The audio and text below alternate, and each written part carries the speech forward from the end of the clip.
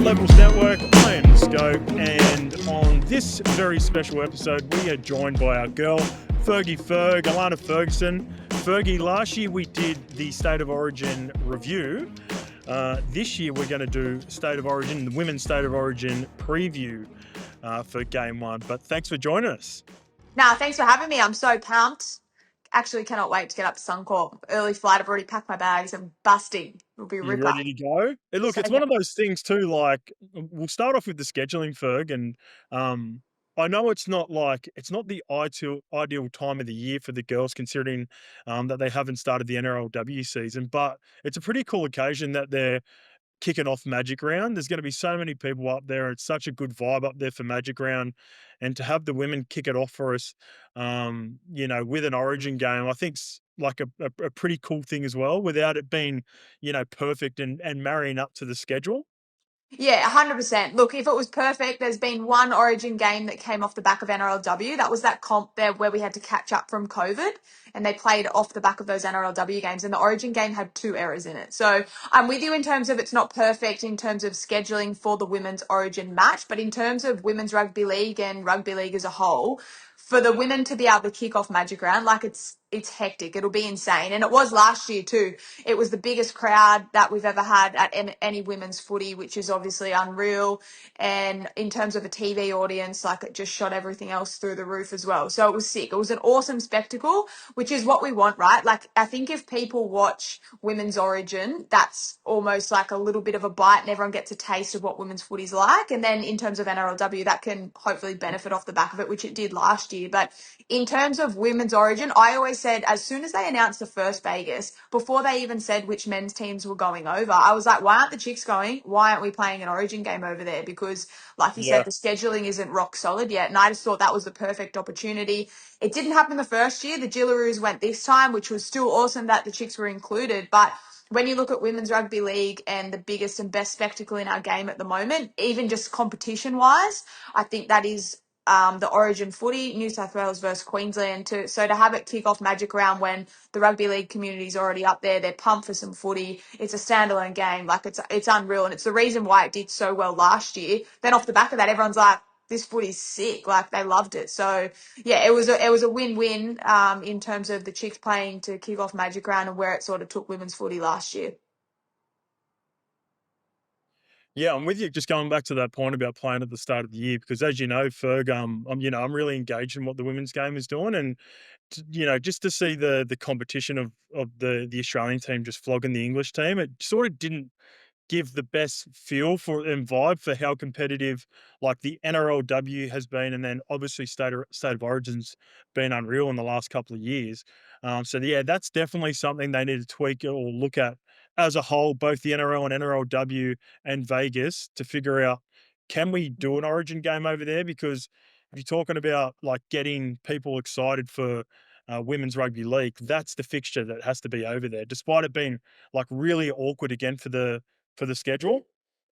Yeah, look, in terms of even just our game as a whole as an entertainment package, Vegas is massive. They've committed long term to it, but Women's Origin is the biggest spectacle in our game at the moment, and they flogged England. There were only a couple of NRLW players that played for England, but the styles were completely different. I thought the thing that worked in the Jillaroos' favour when they did play was that they were playing good footy. Like no try was the same. You could obviously see their skill level and their footy brains and them going about their business a different way, but I mean, look, like you put Origin there, like it's, you and I both know it's a completely different game. Like, and I think everyone would respond so well to that. And we're also in such a nice position that it isn't rock solid in the schedule and on the calendar. So we've got the ability to be able to look at it and figure out how that they can make that work. Even ahead of this Origin, like the teams have done it differently. Both teams, New South Wales and Queensland this year, have done like an extensive 6-week block of training in the lead up, which obviously is crucial because they don't have that match fitness, and then a week in camp like they'd normally do. So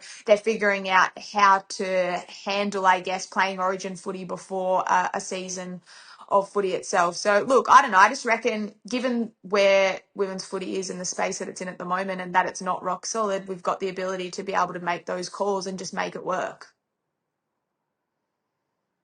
Yeah, I like it. I like it. All right, let's get to the actual game. We'll go through the teams here. Queensland have gone with Tamika Upton, Julia Robinson, Sinead Suzuka. Rory Owen makes her debut. Jasmine Peters will make her debut as well. So looks like it's going to be um, some debuts for both. I think we've got 4 debuts for both teams. As for the halves, they're super experienced. Taryn Aiken, Ali Brigginshaw, Keely Joseph, Lauren Brown, Jessica Allison up front.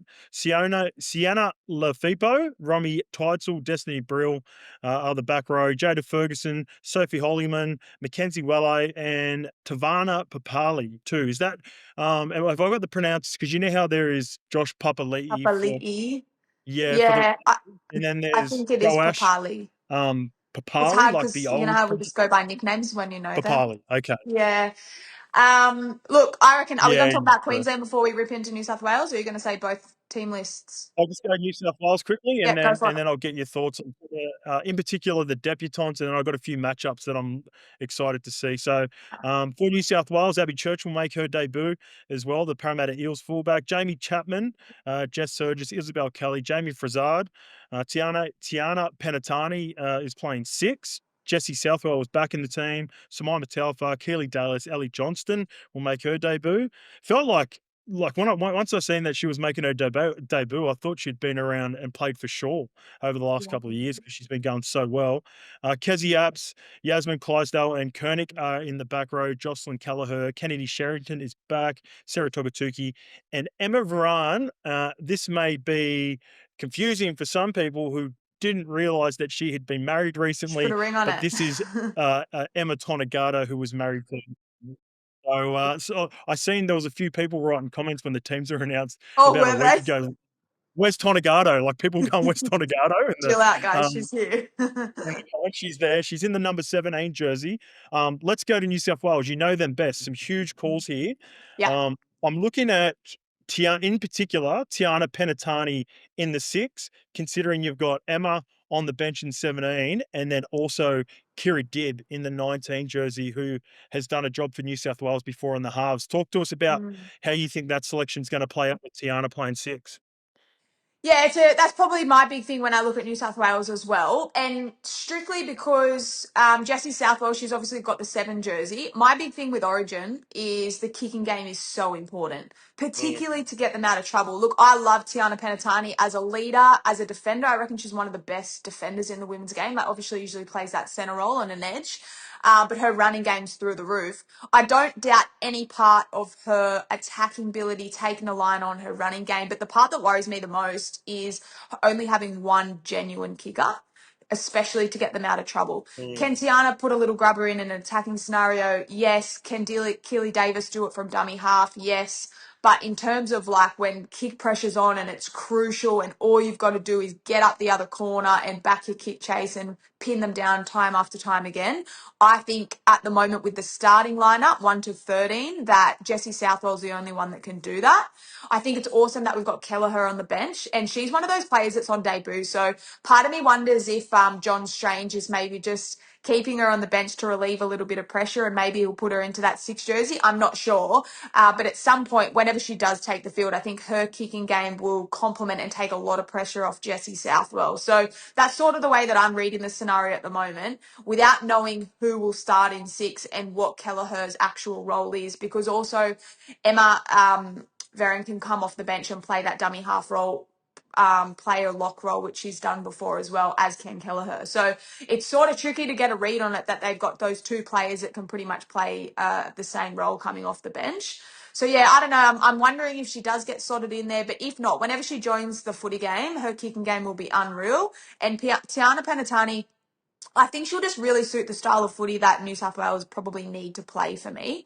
I reckon they need to keep, like, have some really great, strong structures, but I think they actually need to play, like, roll their sleeves up and just play a really tough brand of Origin footy. I think their pack's really strong, and if they can win that middle third of the field, their outside backs are phenomenal. Like, you think about their centres, Isabel Kelly and Jess Surgis, they'll come in and take heaps of heat off in their go forward sets. And then their kicking game, I reckon they just play off that. I reckon they just play territory hard, which is why which is why I think Jessie Southwell's kicking game is so important, and just pin them down. And then once they do that, they can get to their edges. And Tiana Penatani can do that in attack. She's got a great running game. She can throw a lovely ball. I think what Tiana Penatani's got is, and she's played rugby sevens and rugby league, as well as her strong, powerful run. She can pass a footy brilliantly. I wouldn't call her a natural ball player, but she can pass, she can throw a brilliant pass. So that's what I mean about their structures. If they've got their attacking structures set up and they're running those right lines, and she's got the fullback Abby Church there in support when she needs her, and they win that middle third, that's crucial. If they win those play the balls, they get some quick play the balls and go off the back of it, then I think they'll be laughing. But all of that for me just is off the back of the kicking game from Jessie Southwell. It's so crucial for them to play up the right ends of the field. And yeah, that's probably the biggest part that worries me, is that if I'm Queensland and I'm looking at that lineup saying, well, they've only got one kicker that can truly kick them out of trouble over and over and over again, that does it every week, well, aren't you going to get up in her grill and just niggle and try and put her off? So, but yeah, I don't know. I think once they're up there at right end of the field, they'll be laughing. But yeah, I think that's the biggest strength of New South Wales, is their power game, including their outside backs, and then just, yeah, dominating that territory and that end of the field. Whereas I look at Queensland, for instance, and their attacking prowess and their instinctive footy is a little bit more dangerous to me. But then again, there's always a way to stop that as well. Yeah, for sure. That's obviously my biggest concern looking at it, because I remember, like, it felt like all 3 games, is at least in the territory battle last year, New South Wales was so dominant. They were just Yeah. sort of lacking with that extra kicker. I think it was, like, Emma played 6 too last year, didn't she? Yeah. For the Yeah. series. And I really felt like the difference in the 2 games, specifically the Newcastle game when the weather was really wet, that Ali Brigginshaw and Taryn Aiken just, like, really kicked them to death. So, Yeah. like, if you're looking at it again this year, felt like, I know there's a new coaching staff in New South Wales, but they sort of haven't learnt from the lessons from last year. I would have gone with Kira Dibb. I love Tiana on the, like, with this makeup, Tiana on the wing. I know Jamie Win. Frezart's been unreal for the Roosters. I would have played Tiana on the wing, and then still have those options and backup of Jocelyn and Emma on the bench, just for a little bit of backup as well, because Mm. Kira Dibb's just an out and out half, like one of the best halves and most creative halves, even outside of the kicking, which is, in my opinion, so much better than a couple of the other options that they've used in the last couple of years. So that's where I'm a little bit worried about New South Wales, Yeah. just similar to I guess where you are. Yeah, I'm a bit the same. The kicking game is the biggest one. I think points, and also if you remember at Suncorp last year when Olivia Koenig played lock, that was the first time we'd seen her play lock, and Yeah. she added that extra ball playing ability. So that means for Penatani and Southwell, they can then move to the like a little bit wider as well. I think Abby Church at fullback, I'm so excited to see her play there. She's such a tough, hard-working fullback, but she's like her support lines and whatnot off attacking shape, that would be brilliant. So I'm pumped that she got the number 1 jersey. I thought she had a tremendous NRLW season. She was a standout for me. So I think Strangey coming in, he's obviously had his own say over exactly what he wanted from his origin side, and he's made some pretty bold calls. But Abby Church was a big call that made so much sense to me. That was probably the most standout selection that I was like, oh yeah, he's gone with an informed fullback that well and truly deserves her chance to represent New South Wales. Yeah, I love that. I love that decision. Like, considering you got Emma there on the bench as well, Tegan Berry from the Dragons has been unreal. So it feels like there were some good options for New South Wales, but feel like Abby deserves that shout. Let's move over to Queensland, and Yeah. we talked about Australia at the start of the year. Taryn Aiken, the form she's in at the moment is, for me, the premier player in the competition at the moment. The way she played in the grand final last year, the way she played for Australia, felt like everything she did led to a try in that game with Australia against England. She's just in such good nick. And you've still got Ali Brigginshaw, who, she's like the OG of the group now. Like, she's been around, she's been around forever. And just that experience in that halves, that's going to be crucial. With a couple of debutantes in the back line, specifically Rory Owen and Jasmine Peters, will be making their debuts for Queensland.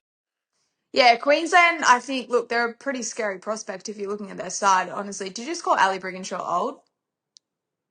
I called her OG? the OG. OG's Nah, Fergie. she is, but Like Mace is the OG. Like Mace is the OG. If we look at it, like Ches is the OG currently playing for Queensland. Chill out, brother. Just keeping you on your toes, man. I'm keeping you on your toes. It's all right. She is the oldest player on the field.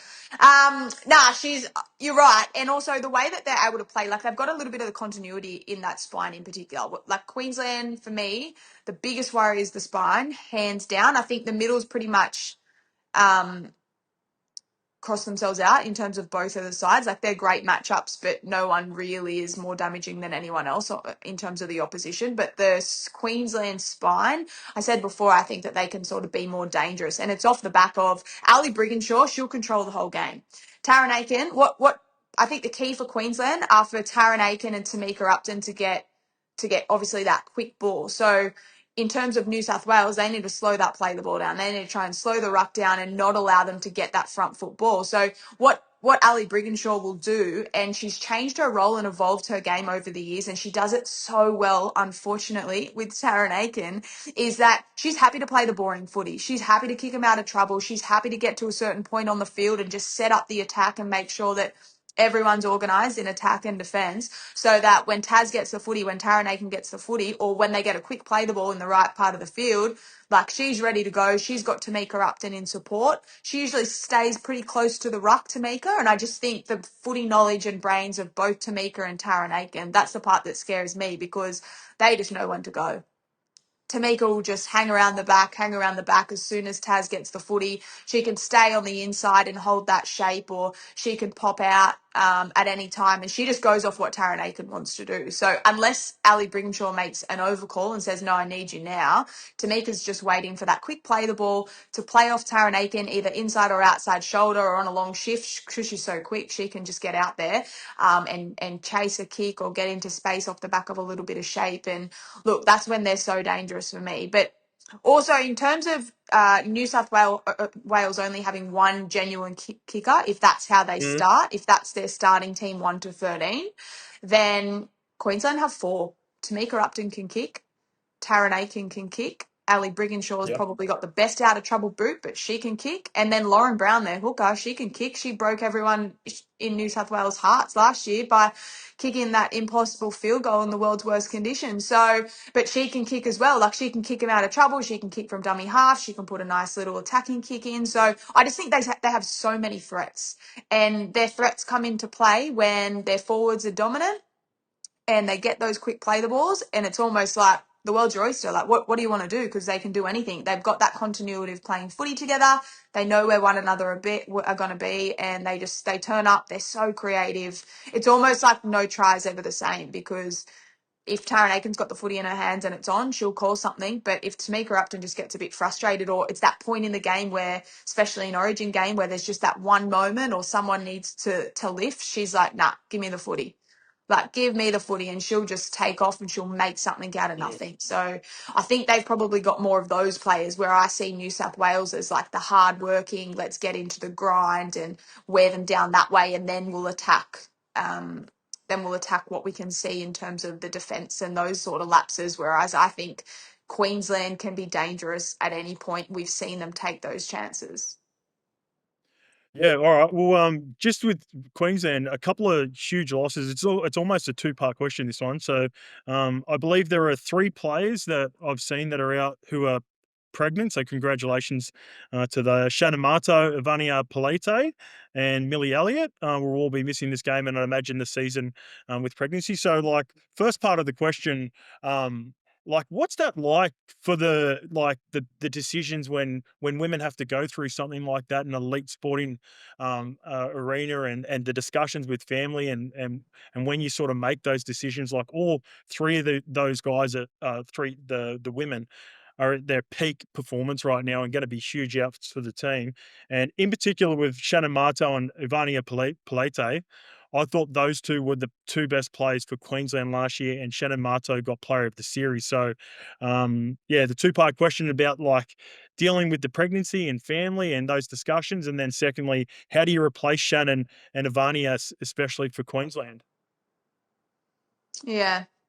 Look, I don't think you replace them. But in terms of the pregnancy, look, it's a really tricky one. Like when I was playing footy, we didn't have that choice. As soon as I was forced to retire from injury, the first thing I did was, my kids are IVF, but the first thing I did was went and had babies. I was like, sweet. that's the second, that's the next phase of life. So I guess there's a couple of ways of looking at it. Our game is in such a good space that they can, and they're supported through that. So they're obviously not going to, if you're not playing footy, but you're signed, then you're still looked after financially, which is huge, right? Like that's why for a lot of the time you put that on hold. But look, it's not as simple as that either, because you don't want to miss out naturally. You don't know how you're going to be able to come back. And look, there are some incredible women that have done it, but it's not easy. You need a village. You need people around you. Think about the training that you've got to get back into. Obviously the footy itself, but it's a huge commitment to come back from that. So I think hats off, good on them, because they can see the bigger picture and that perspective. But by no means would that be easy for any of them. To be able to make those calls, it's so hard, right? Like, what do you choose, family over footy, or can you have both? I don't necessarily think there's one straight answer. I just think that the game's in a really good place, that they know now that they are supported through that.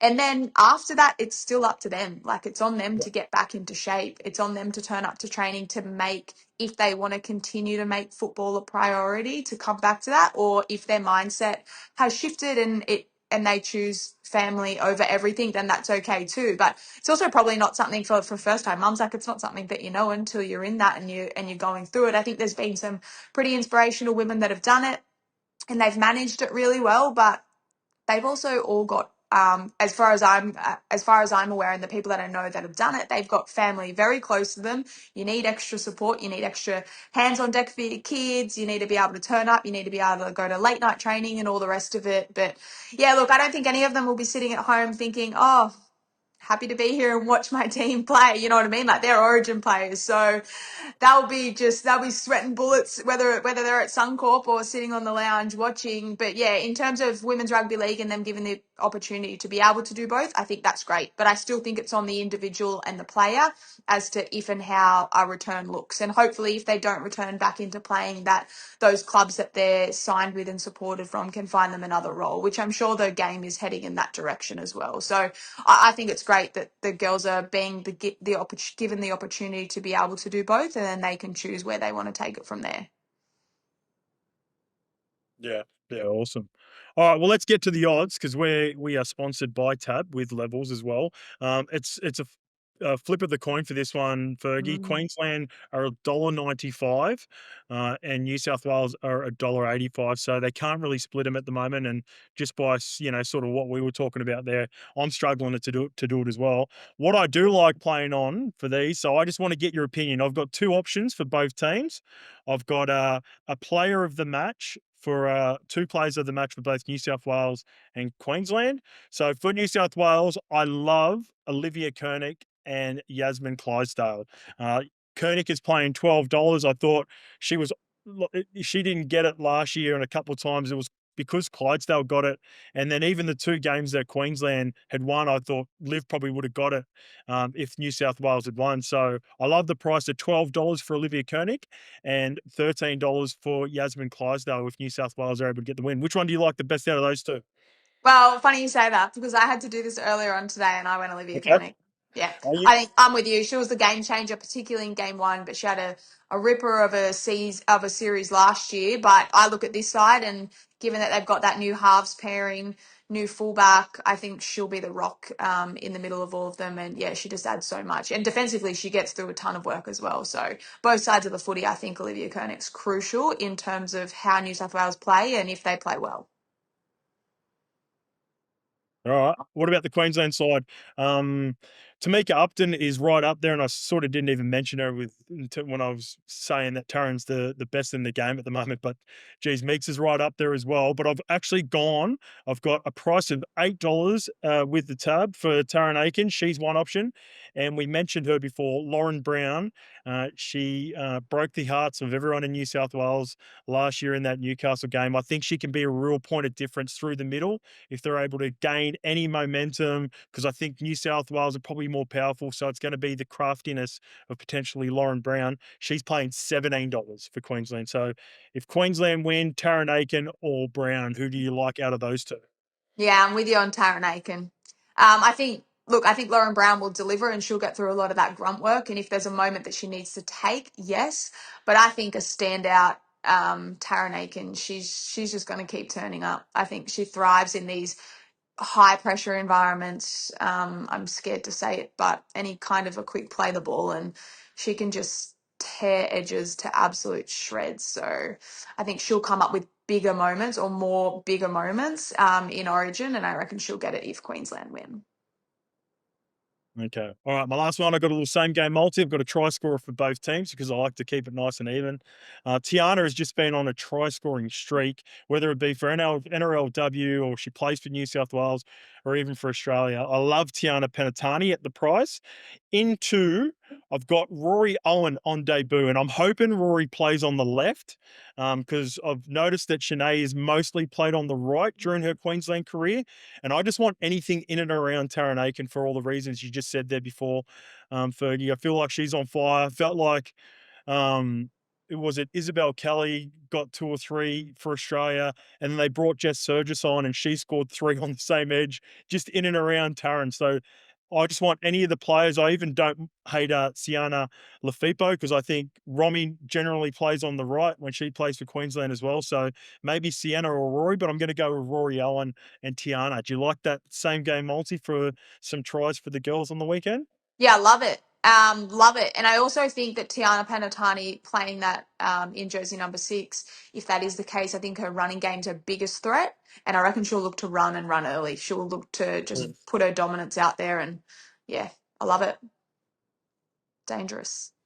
All right, Fergie. Well, I'm excited. Thank you for joining us for this episode. We'll try to do it for the rest of the games too throughout the year if you're happy Yeah, to mad. join us. And I'd imagine we'll see you up at Magic Round over the weekend. Might have seen you a It should couple of be a years quiet one. ago. Anyway, yep, sounds good. It'll be tame. Yeah, it'll be tamer than a couple of years ago. Oh, and remember, what are you really gambling with? For free and confidential support, visit gamblinghelponline.org.au. Fergie, all the best for you and your Blues over the weekend, and have a good Magic Round. Thanks, legend. See you up there. Take care. Chances are you're about to lose. For free and confidential support, call the number on the screen or visit the website.